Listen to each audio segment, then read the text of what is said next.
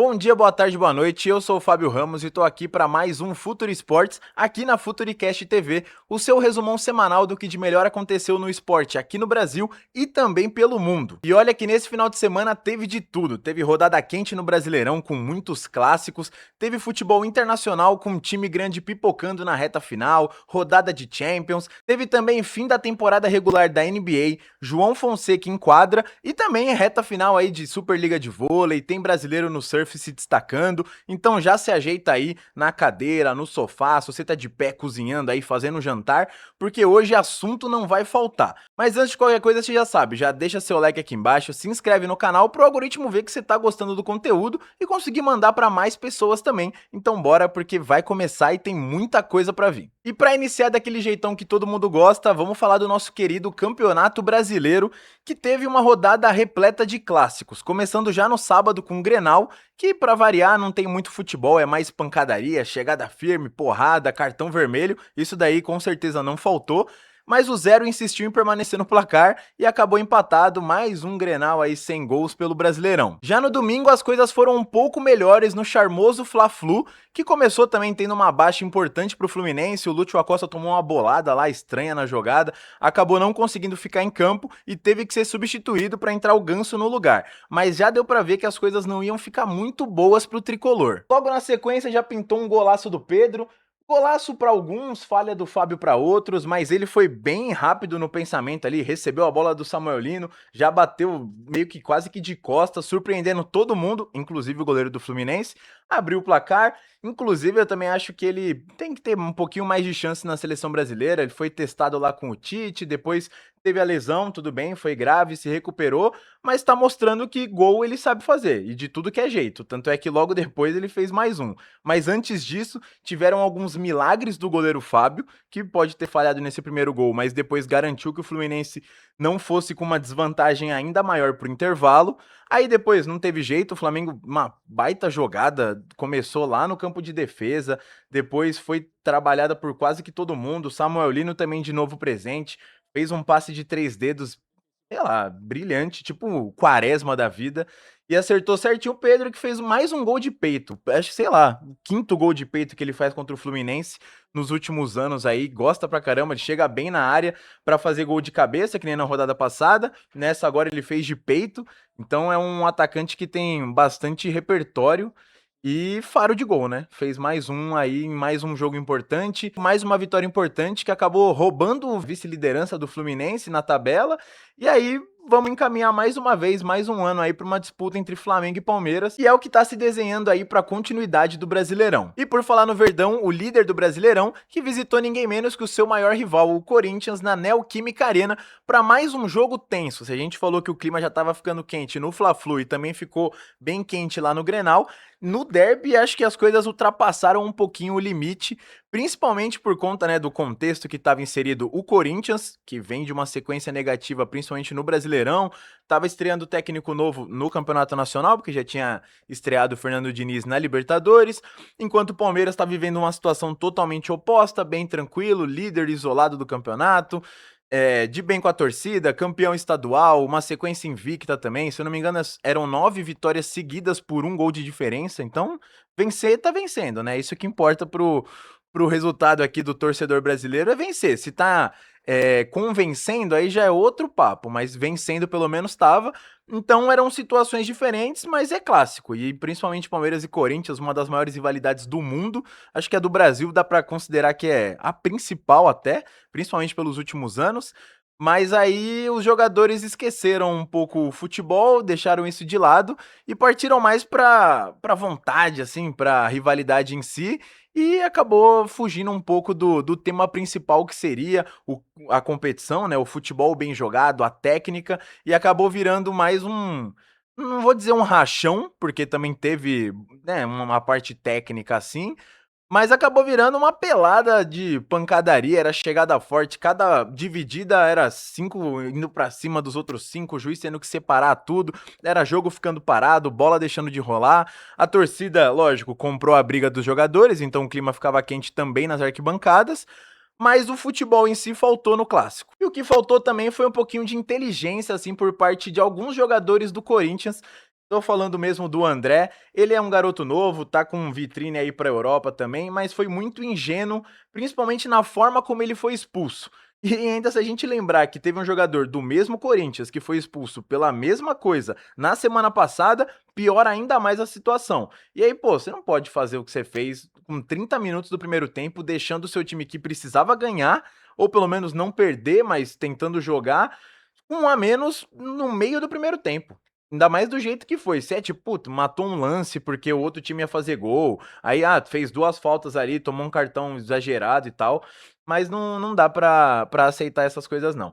Pelo menos, né, mesmo com a expulsão que deu um pouquinho mais de emoção pro jogo, os goleiros trabalharam um pouco. No primeiro tempo, principalmente, foi uma defesa para cada lado, do Carlos Miguel, o Hugo Souza. Se fizeram presentes para manter o 0 no placar, mas também não foi nada demais, nada excepcional. Também teve um pouquinho de emoção no segundo tempo, que foi na hora que o juiz não marcou o pênalti pro Palmeiras. Para muitos foi pênalti, para mim, sinceramente, também foi pênalti, mesmo sem querer é falta. O Gabriel Paulista errou o tempo da bola, chutou o pé do Sousa, mas o árbitro deixou seguir. Ele apitava de um jeito no primeiro tempo, apitou de outro no segundo tempo. Foi rígido em algumas situações, principalmente em expulsão, em cartão, mas em outras deixou a desejar. E aí o Palmeiras foi com tudo pra cima e acabou que quem teve a melhor chance do jogo foi o Corinthians nos pés de Yuri Alberto, que acabou parando numa grande defesa, acho que pra mim foi a defesa mais importante do Carlos Miguel com a camisa do Palmeiras e evitou que o Corinthians abrisse o placar. Eu acho que se abrisse o placar naquele momento, mesmo com um só jogador a menos, não ia ter como o Palmeiras conseguir vencer, porque o Corinthians já estava se fechando bem, estava explorando os contra-ataques, e aí nessa hora não tem muito o que fazer. O atacante, né, não vai tocar pro lado, não vai pensar em fazer outra coisa, vai chutar pro gol. E ele chutou muito bem, só que o Carlos Miguel foi melhor ainda, surpreendendo até, porque ele estava sendo muito vaiado também no jogo. Tem toda essa história, saiu do Corinthians quando o Cássio também estava deixando o clube, a torcida ficou um pouco órfã de goleiro, foi pra fora, quando voltou, já voltou pro Palmeiras, então a torcida também não engoliu tudo isso. E o clima estava tenso pra ele, acho que na hora ele não tinha sido muito testado durante o jogo, mas na hora que realmente precisou, ele mostrou ali que é titular mesmo do Palmeiras, que veio pra substituir o Everton e começar a escrever uma história no rival do Corinthians e deu certo. Pelo menos foi o grande nome do jogo, foi eleito depois o craque da partida, muito por conta dessa defesa. E seguiu 0 a 0 o jogo, né, com umas coisas em aberto, mas o Corinthians mostrando que mesmo com um jogador a menos, não estava bobo, não estava entregue não. O Mateuzinho também acabou sendo expulso um pouco depois, deixando as coisas ainda mais quentes, porque aí também foi um pouco mais sério, foi agressão. Ele, na verdade, pra mim, estava fazendo hora extra em campo desde o primeiro tempo e estava chegando firme em todos os lances, mas deixando o pé ali, deixando o braço também. Aí acabou acertando um soco no Flaco Lopes e foi corretamente expulso. Só que aí tem o VAR, né? Ele já tinha sido expulso com 2 cartões amarelos, aí o VAR chamou, ele viu a agressão, aí cancelou um amarelo pra dar o vermelho direto, só pra interromper ainda mais o jogo que já estava tenso. Mas enfim, o Corinthians ficou com 2 jogadores a menos, só que mesmo assim foi o clube que teve a melhor chance pra matar o jogo. Não diria matar o jogo, porque ainda estava quase que com 30 minutos do segundo tempo. Mas, pô, você faz um gol naquele momento, eu acho que praticamente ia definir, ainda mais do jeito que estava rolando a partida, com poucas chances de gol. E ouso dizer que se esse gol aí que vocês estão vendo sai, se o Yuri Alberto acerta o chute, o Carlos Miguel não defende, o Felipe Anderson ia assinar amanhã não, né? Hoje, a sua demissão lá do Palmeiras, que a torcida já não ia aguentar mais ver. Ele foi contratado para ser protagonista, até agora não mostrou a que veio, e se, pô, ele entra num jogo desse, já entrou sonolento. Aí perde uma bola dessa. Olha da onde ele sai, da onde o Yuri Alberto sai. O Yuri ainda chega antes, consegue dominar, não é nem que dividiu a bola, é o Yuri Alberto que tocou pra cima pra conseguir sair ali mais tranquilo com a bola. E aí, se sai esse gol, ia lembrar até o Guerra lá em 2016, 17, que o Palmeiras contratou, chegou com, né, a aura de ser um campeão da Libertadores com o Atlético Nacional, era aquele meia clássico, né, gringo, que todo mundo gosta. E aí, num derby contra o Corinthians em Itaquera, o Palmeiras também com um jogador a mais, na época foi a expulsão lá do Maicon com o Gabriel, que o juiz confundiu os dois. Aí ele perde uma bola no campo de defesa, o Corinthians pega a bola, o Jô vai lá, faz o gol. aí você já sabe, né? Campeão de tudo lá na temporada 2017, campeão paulista, campeão brasileiro, Palmeiras não conquistou nada e o Guerra nunca mais vestiu a camisa do verde. Então eu acho que aconteceria a mesma coisa com o Felipe Anderson. Para sorte dele, tinha um Carlos Miguel muito inspirado e aí salvou a pátria. Não à toa, o goleirão do Palmeiras foi eleito depois o craque da partida, porque acho que foi o grande nome assim que barrou ali a melhor chance do jogo, do Yuri Alberto. Ia ser um golaço, pra mim ele chutou muito bem, ele não chutou errado, não chutou em cima do goleiro do Palmeiras. O Carlos Miguel que se esticou todo também, gigante, 5 metros de altura, e conseguiu parar o atacante corintiano. Depois no escanteio também acabou não rolando nada, mas essa foi a grande chance, o que mostra muito do que foi o futebol do Palmeiras nessa noite, e não conseguiu criar. Mesmo com 2 a mais, foi só chuveirinho na área, o Corinthians se fechou, não sofreu muito, dá pra falar até que o Palmeiras sofreu mais que o Corinthians com esse lance assim, de nervosismo, de chance de gol, porque o Hugo Souza, beleza, ele cumpriu o papel dele, fez as defesas lá que precisava fazer, mas não foi nada demais, não fez nenhum milagre assim, como dá pra dizer que foi esse. E foi isso, o Palmeiras continua na liderança, agora abrindo 6 pontos do novo vice-líder, que é o Flamengo, e o Corinthians segue fora da zona de rebaixamento, o temido Z4, mas com apenas um pontinho a mais que o Cruzeiro, que também venceu na rodada de virada, ganhando do Bragantino, e deixou a lanterna da competição para ser o primeirinho lá da zona de rebaixamento. E foi isso, com o Palmeiras abrindo nada menos que 6 pontos em relação ao Flamengo, que agora é o novo vice-líder, e o Corinthians permanecendo fora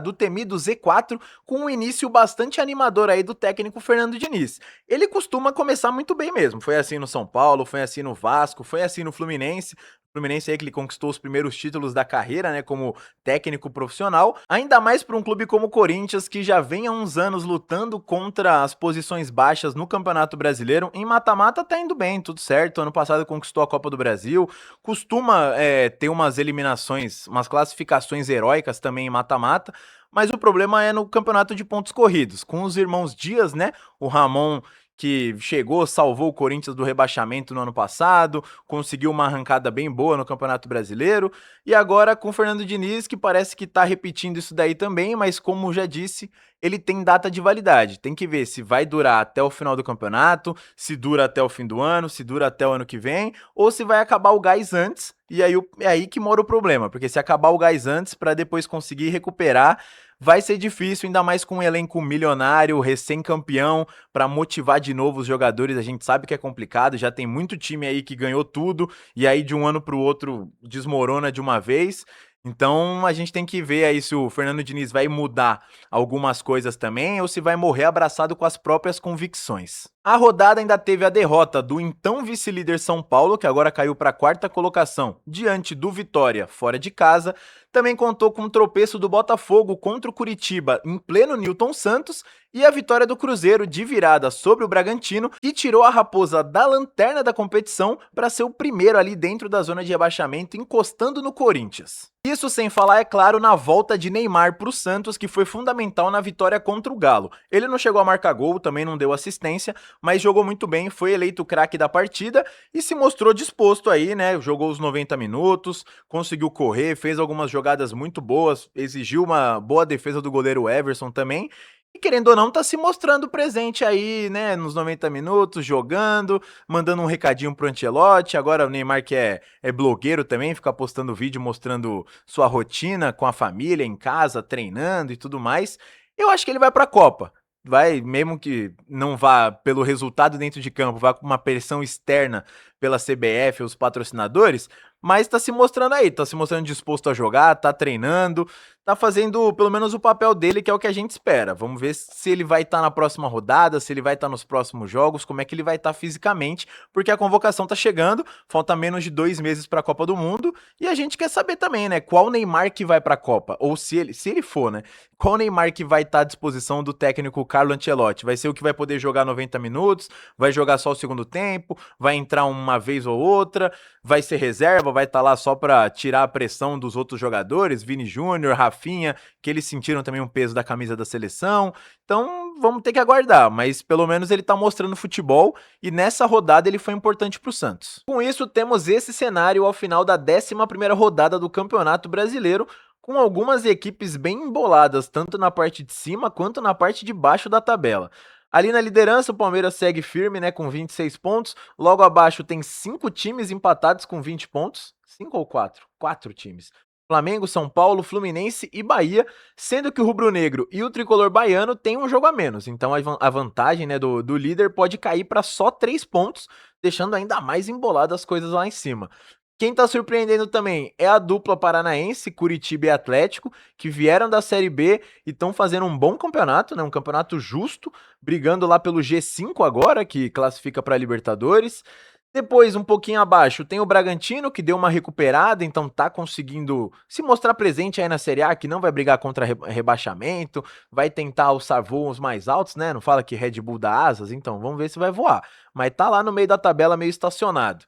Quem tá decepcionando já é pra mim, além do Botafogo, né, que tem toda a crise política, financeira envolvendo o Textor e os times lá de fora, mas também a dupla Grenal, que ano após ano pinta como uma espécie de, uma pontinha de favoritismo ali pra tentar brigar por alguma coisa e não consegue não consegue nada não. A última vez que o Grêmio foi brigar por título foi lá quando o Suárez ainda tava aqui, de resto é só decepção pra dupla gaúcha.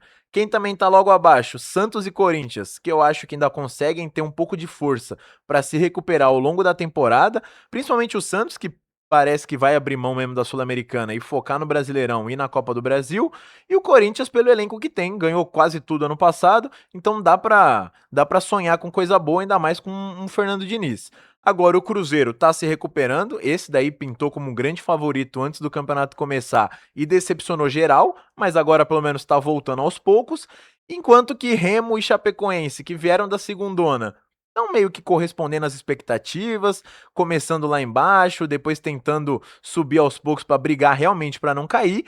E aí o Mirassol, que foi a grata surpresa do ano passado, não tá conseguindo repetir esse feito e tá amargando a lanterninha do campeonato. Partindo agora para o velho continente, vamos falar de mais um tropeço do Real Madrid, só que agora até que dá para entender, porque a disputa pelo título no Campeonato Espanhol ficou bem complicada e eles estão focados mesmo na Champions, né? Porque perderam o jogo de ida, mas isso daí eu vou falar melhor daqui a pouco.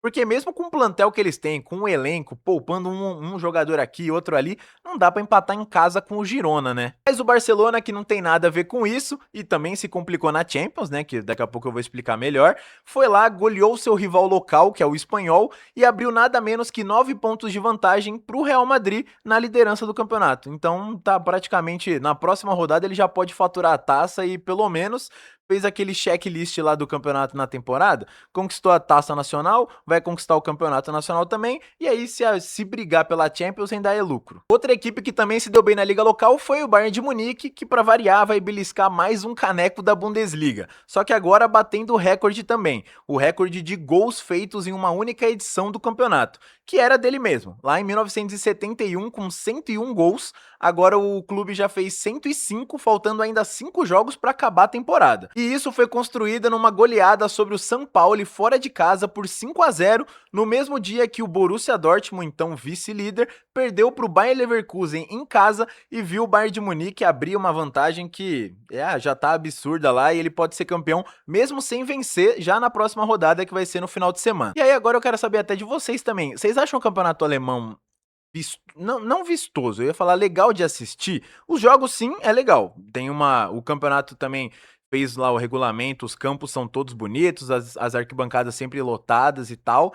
Mas não tem aquela emoção de tipo, putz, quem será que vai desafiar o Bayern? Não tem nem isso mais, antes até tinha. E agora, antes de seguir, eu queria só saber de vocês, o que vocês acham da Bundesliga? Já deixa aqui nos comentários, tem aqui, depois eu vou dar uma lida. Só pra saber se vocês acham que é um campeonato legal de se assistir, de se acompanhar. Na verdade, de se acompanhar, porque assistir é bom, o jogo é bonito, os estádios são sempre lotados, a grama também é muito boa, a qualidade lá, né? Eles têm um regulamento deles que funciona certinho.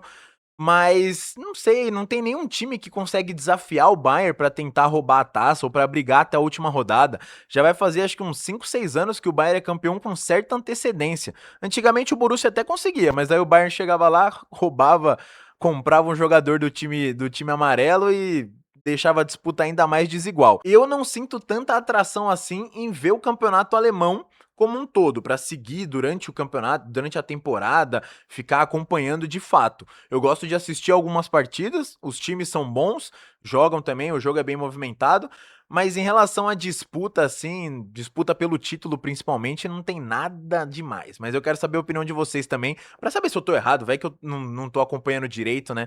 Mas é bom saber, porque nos outros países sempre tem pelo menos mais um que briga lá pelo título, que nem na França. O PSG tá abrindo lá vantagem, pode conquistar o título de novo, mas sempre muda. Agora, antes era o Mônaco que tava fazendo frente, depois o Lille chegou, o Nice também, agora é o Lens, que tem um jogo a mais que o PSG, que vai jogar essa semana também, mas só 4 pontos de diferença, ainda faltam umas 5 rodadas aí. Dá pra brigar, não vai ser que nem tá na Itália agora, que a Inter de Milão abriu ainda mais vantagem em relação a Napoli e Milan, e já tá praticamente campeã, mas na França ainda tem uma pontinha ainda, tem, né, uma briga pelo título, ainda vai ter aquele friozinho na barriga, se o PSG será que vai conquistar ou não, mas na Alemanha não tem nem o que pensar, não tem nem como apostar em outro time. É Bayern todo ano e sem muita dificuldade. Mas voltando a falar da França em específico, a rodada desse final de semana nos reservou um bom momento antes da bola rolar, porque teve uma cobrança pública aí do técnico português Paulo Fonseca em relação ao Endrick. Ele disse que o brasileiro precisa ser mais protagonista, que o time estava dependendo muito de um jogador que tinha vindo da terceira divisão lá na Europa, que o brasileiro, o Endrick, né, o camisa 9, precisava mostrar um pouco mais de protagonismo, mais confiança também dentro de campo. Tudo bem que o time vinha de 13 jogos sem vencer, a culpa não era exclusivamente de um jogador, né? Mas ele cobrou o Endrick na entrevista coletiva, um pouco depois do jogador ter anunciado que vai ser pai, um pouco depois também dele ter jogado bem com a seleção brasileira, então acho que pode ter mexido um pouquinho com o brio dele lá, né? Ainda mais que começou a rodada desse final de semana na reserva. Mas aí, quando entrou em campo, ele decidiu. E ele precisou de apenas 3 minutos em campo para transformar um jogo que estava bem morno em uma coisa mais agitada, né? Com gols e jogadas de efeito, como essa daí, que ele acertou um belo cruzamento. Eu não vou nem tentar pronunciar o nome do cara que fez o gol, porque é difícil e eu vou passar vergonha. Mas enfim, foi o primeiro gol desse jogador aí também, com a camisa do Lyon na temporada. E aí o Endrick mostrou pra que veio, né? Acho que mandou um recado pra torcida que vaiou um pouco com ele pra ver se ele vai começar a voltar a jogar bem. Se o nome dele tiver na lista, pode ter certeza que alguma coisa na Copa ele vai fazer. Outro time que amarga uma sequência pesada de jogos é o Tottenham, lá na Inglaterra, mas ao contrário do Lyon, né, que também vinha de 13 jogos sem ganhar, o Tottenham não venceu nesse final de semana, pelo contrário, perdeu de 2-0 pro Sunderland fora de casa e entrou na zona de rebaixamento do campeonato inglês, o que não acontecia há 18 temporadas. Para piorar tudo, ele ainda pode ser, né, rebaixado se continuar do jeito que tá, que só tem 30 pontos em 32 rodadas, pode ser rebaixado pela primeira vez em quase 5 décadas. A última vez que ele caiu para a Série B foi na temporada 77-78. E justamente no ano que o Arsenal, seu maior rival, pode acabar com outro longo jejum, só que agora de forma positiva, o de títulos. Já que o Clube Vermelho de Londres tem nada menos que 6 pontos de vantagem em relação ao Manchester City, tudo bem que tem um jogo a mais e um confronto direto no caminho, mas a chance de voltar a ser campeão inglês depois de quase 20 anos é bastante grande. Só que para isso também o Arsenal tem que parar de pipocar e ficar tropeçando em casa, como aconteceu no último final de semana. Perdendo por 2-1 pro Bournemouth, que é o time do Ryan, que saiu do Vasco, mas ele nem precisou marcar gol lá pro Arsenal perder. Só que para isso o Arsenal tem que parar de pipocar e ficar perdendo o jogo besta, assim como foi nesse final de semana, quando perdeu pro Bournemouth em casa por 2-1, restando só mais 6 rodadas pro término da competição. O City ganhou do Chelsea, fora de casa também, goleou por 3-0, encurtou a distância. Então, tá colocando fogo aí nessa lenha que vai queimar ainda na reta final da Premier League e vai deixar tudo em aberto, que já estava bem distante, né? Porque a diferença era de 9 pontos antes da rodada de rebaixamento. A chance disso daí cair para 3 pontos e eles se enfrentarem, podendo com o City ganhando e ultrapassar, é bem grande. Então imagina como é que pode chegar a cabeça dos jogadores do Arsenal, da torcida do Arsenal também, nos últimos anos. Mas se as coisas não foram tão boas assim para os Gunners no campeonato inglês, pelo menos na Champions a situação é totalmente diferente, já que o time venceu o Sporting em Portugal por 1-0, gol lá no finalzinho do Kai Havertz, e agora tem a chance de carimbar seu passaporte para as semifinais do torneio, jogando em casa diante da sua torcida, onde deve encontrar o Atlético de Madrid de Diego Simeone, que abriu nada menos que 2-0 sobre o seu freguês continental, dá para dizer assim, o Barcelona, né, em pleno Camp Nou, porque se for concretizada essa eliminação, vai ser a terceira do Barça para o Atlético de Madrid na Champions nos últimos 12 anos. As outras duas foi em 2014 e 2016. Agora demorou um pouquinho mais para acontecer, beleza, mas foi a primeira vez que eles se reencontraram no torneio depois dessas duas vezes também. Então, dá pra dizer aí que se rolar Barça e Atlético, vai dar Atlético na Champions. E aí vai acabar meio que facilitando o caminho do Arsenal rumo a uma hipotética decisão. Porque, ó, ele no mata-mata, tudo bem, fez a melhor campanha da fase de grupos lá, nesse novo formato da Liga dos Campeões, mas aí quem ele enfrentou no mata-mata pra chegar até a final? Bayer Leverkusen, Sporting de Portugal, se ele passar realmente, e aí vai encarar o Atlético de Madrid. Ou seja, nenhum clube que já foi campeão do torneio. Ou seja, mais facinho mesmo também. Pelo menos bem mais tranquilo que do outro lado, que já viu City e Chelsea darem adeus e agora tem nada menos que Real Madrid e Bayern de Munique, com os alemães vivendo a melhor fase aí na temporada, já podendo ser campeão nacional e também abrindo vantagem vencendo o Real em pleno Bernabéu por 2-1, e do outro lado PSG e Liverpool, dois clubes também, o PSG atual campeão da Champions, vice-campeão mundial lá no Super Mundial, e depois ganhou o Intercontinental em cima do Flamengo.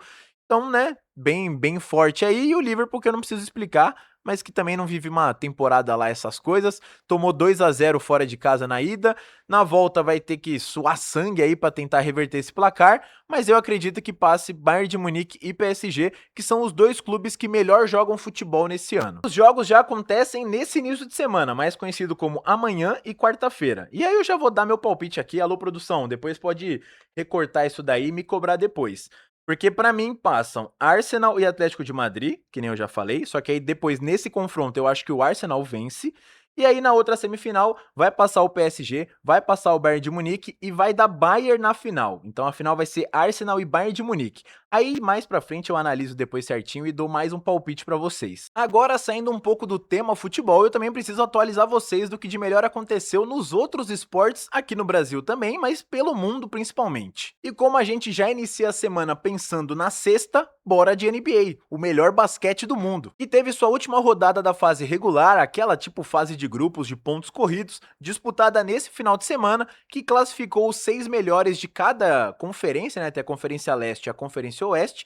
Os 6 melhores já vão direto para os playoffs, que é o mata-mata, e os do sétimo até o décimo de cada lado vai para o chamado play-in, que é tipo uma repescagem em jogo único. E essa fase coloca frente a frente Phoenix Suns e Portland Trail Blazers, Los Angeles Clippers e Golden State Warriors, Philadelphia 76ers contra Orlando Magic e Charlotte Hornets contra Miami Heat. Tendo que duas dessas franquias, né, estiveram presentes em finais nos últimos anos e agora caíram para repescagem, ó, o Golden State e o Miami Heat passando sufoco para conseguir passar de fase. E dos que já estão classificados, eu acho que o Hawks chega com bastante moral aí, principalmente pelos últimos jogos que fez. Mas, na minha opinião, Lakers e Nuggets, a franquia mais crocante da NBA, ainda estão um pouquinho à frente lá, né? Levam um pouquinho mais de favoritismo para esses jogos dos playoffs. E por falar na franquia de LA, teve Papai LeBron quebrando mais um recorde, atingindo mais uma grande marca no auge de seus 41 anos. Ele conseguiu chegar a nada menos que 12 mil assistências na história da NBA na partida contra o Phoenix Suns, quando ele roubou a cena também, levou o Lakers a mais uma importante vitória e também a classificação para os playoffs, e aí chegou nesse seleto grupo sendo o quarto jogador que mais deu passes diretos para a cesta na história da competição. E como a gente sabe que o LeBron é um pouco teimoso, principalmente em relação à aposentadoria, eu acho que ele ainda joga mais uns anos por aí, e por isso ele consegue chegar até o segundo lugar. O primeiro vai ser impossível, que é do John Stockton, alguma coisa assim, deixa eu até ver aqui.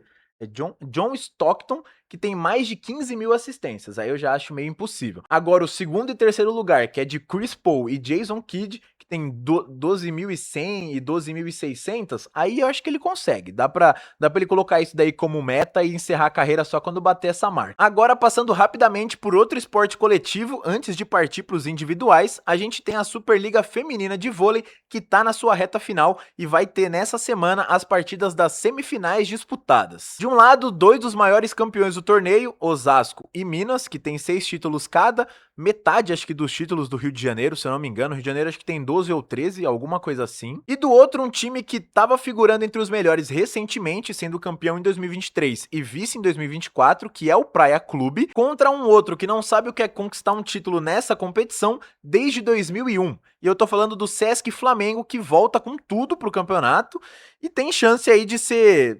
Não dá pra dizer que é uma zebra, né, por se tratar do Flamengo, teve investimento também, mas vai, analisando os 4 que estão nessa semifinal, é o azarão, é a grande zebra, mas se eu precisasse, né, apostar em um time, eu apostaria no Flamengo, que tá jogando melhor. Agora, saindo das quadras e partindo pra água, a gente tem a temporada de 2026 do surf, que já começou, já teve uma primeira etapa disputada lá em Bells Beach, na Austrália, e tem os brasileiros sendo meio que protagonistas. Em resumo, o ranking ainda tá meio embolado, sem um líder disparado, mas os brazuca estão tão bem na fita, né? O Ítalo Ferreira, sempre bom aí, tá bem consistente, tá sempre chegando às finais das suas baterias. O Felipe Toledo continua sendo um dos surfistas mais técnicos do circuito. E é claro, o Miguel Pupo, que vive o melhor momento da carreira, foi campeão em Bells e agora assumiu a liderança do ranking, sendo o 7º brasileiro a fazer isso na história. E ainda tem também o retorno do Medina, que voltou a competir depois de um tempo parado aí por conta de lesão. Então, né, as coisas podem ficar ainda melhores pro Brasil. Por fim, mas não menos importante, bora de tênis, que teve mais uma final entre Sinner e Alcaraz,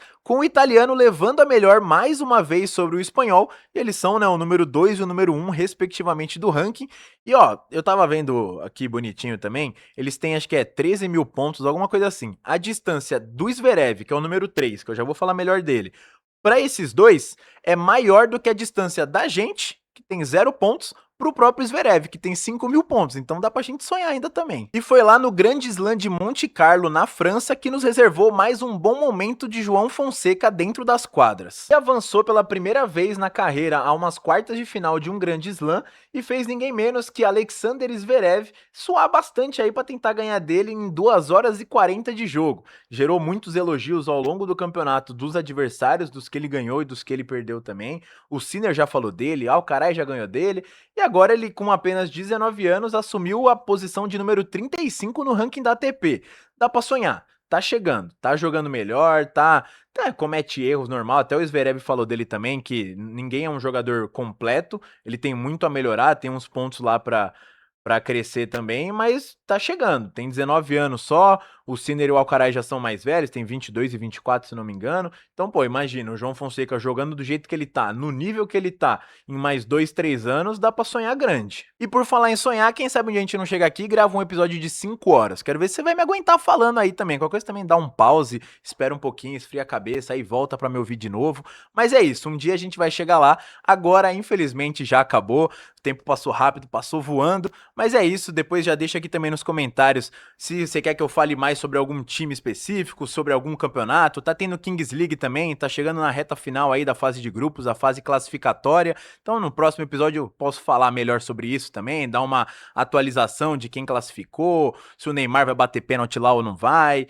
aí a gente conversa melhor, mas não esquece de deixar sua opinião aqui, porque é muito importante a gente ler tudo também, pra crescer junto, pra falar sobre o esporte que você quer ouvir, pra falar sobre o assunto que você tá afim, mas eu acho que com o resumão que eu soltei aqui, dá pra você chegar amanhã no trabalho, na roda de amigos e ficar bem inteirado de todos os assuntos. Então é isso, se inscreve no canal, deixa seu like, tá chegando ao fim mais um Futuri Esportes, mas a gente já vai se ver na próxima segunda-feira com muito assunto, porque tá tendo bastante coisa, essa semana tá bem recheada. Fechado? É isso, até a próxima e fui!